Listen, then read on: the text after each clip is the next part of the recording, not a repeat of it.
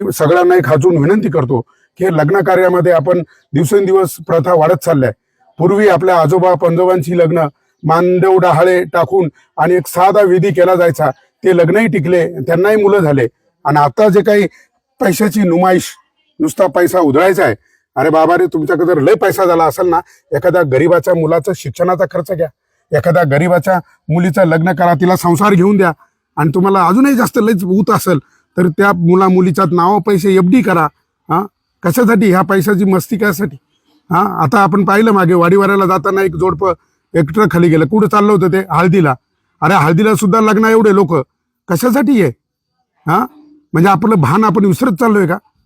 कसा तरी 2 नंबरनी पैसा कमवायचा आणि मग तो उधळायचा. आणि मग ते पाहून दुसऱ्या रेशील लागत, नाही त्याचा मांडव एवढा झाला मग मी एवढा मोठा करीन. या स्पर्धा सोडा.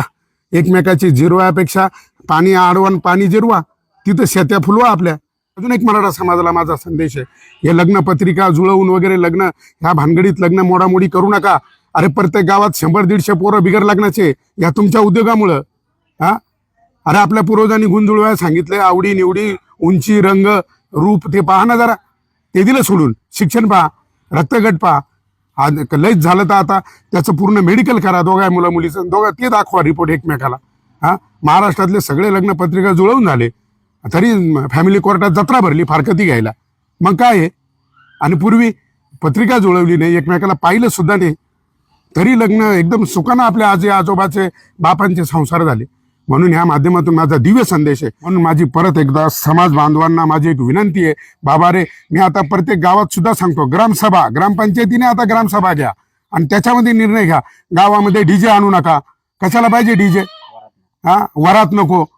वरातीच्या नावाखाली एक नवीन दर वरातीमध्ये एक पोरला बुजबुज पाजायची, ते दुसऱ्यांदा अड्डल बेवडं. याच्यामध्ये पुढाऱ्यांचा हात राहतो.